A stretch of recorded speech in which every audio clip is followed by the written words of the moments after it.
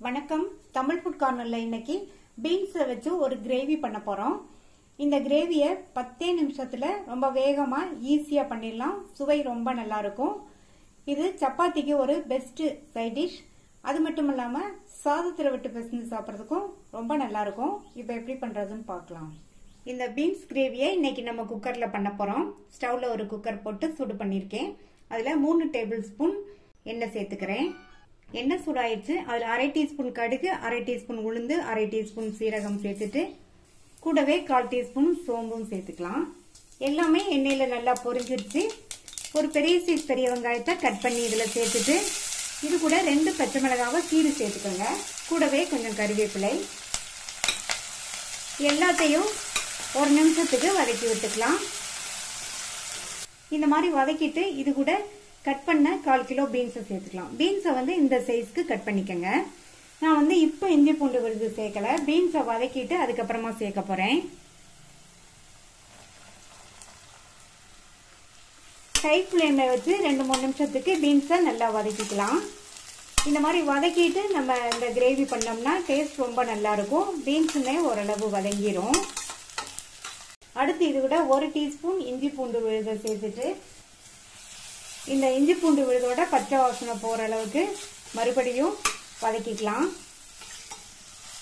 இப்ப ஸ்டவ் சிம்ல வச்சிருங்க. இது கூட 1/4 டீஸ்பூன் மஞ்சள் தூள், 1/2 டீஸ்பூன் தனி மிளகாய் தூள் சேர்க்கிறேன். நீங்க உங்க காரத்துக்கு தகுந்தபடி சேர்த்துக்கங்க. அடுத்து 1/2 டீஸ்பூன் கொத்தமல்லி தூள்,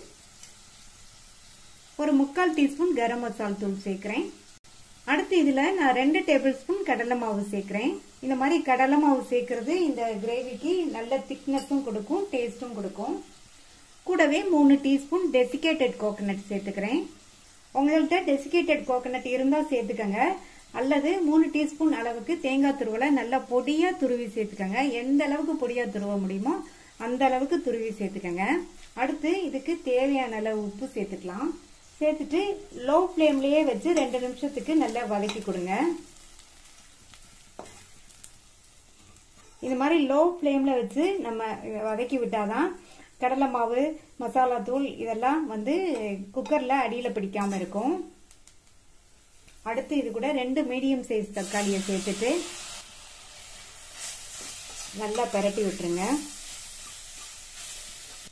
தக்காளி சேர்த்து நல்லா ஒரு தடவை மிக்ஸ் பண்ணி விட்டுட்டு அடுத்து இது கூட 1/4 கப் தண்ணி சேர்த்துக்கலாம்.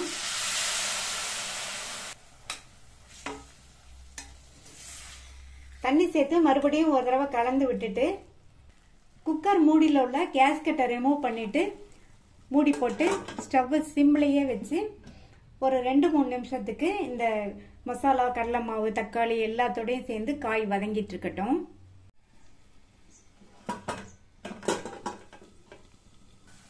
சிம்லயே வச்சு மசாலாவோட சேர்ந்து காய் 2-3 நிமிஷமா நல்லா வதங்கிடுச்சு. அடுத்து இது கூட 1 கப் தண்ணி சேர்த்துக்கலாம். தண்ணி சேர்த்து நல்லா ஒரு தடவை கலந்து விட்டுட்டு நீங்க உப்பு ஒரு தடவை செக் பண்ணி பார்த்துக்கங்க. தேவைப்பட்டா சேர்த்துக்கங்க. நான் கொஞ்சமா இதுல உப்பு சேர்த்துக்கிறேன். அடுத்து இதுல பொடியா கட் பண்ண கொத்தமல்லி இலைகள் ஒரு 1/2 கைப்பிடி அளவு சேர்க்கிறேன். இப்ப நம்ம கொத்தமல்லி இலைகள் சேர்த்து நல்லா மிக்ஸ் பண்ணிட்டோம். குக்கர் மூடியில கேஸ்கெட்டை போட்டுட்டு மூடி வச்சிருங்க. ஸ்டீம் வந்ததுக்கு அப்புறமா வெயிட் போட்டு மீடியம் ஃப்ளேம்ல ஒரு விசில் வேக வச்சுக்கோங்க. ஆல்ரெடி நம்ம பீன்ஸை ஹை ஃப்ளேம்ல வச்சு 3 நிமிஷம் போல வதக்கி விட்டதுனால ஒரே விசில்லையே பீன்ஸ் வெந்துருச்சு.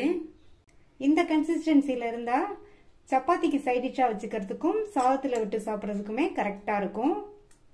நல்ல கமகமன் வாசனையோட டேஸ்டான பீன்ஸ் கிரேவி ரெடி ஆயிடுச்சு. நீங்களும் இதை ட்ரை பண்ணி பார்த்துட்டு உங்க கமெண்ட்ஸை சொல்லுங்க. அடுத்து ஒரு இன்ட்ரெஸ்டிங்கான வீடியோல பார்க்கலாம். தேங்க்யூ. பை.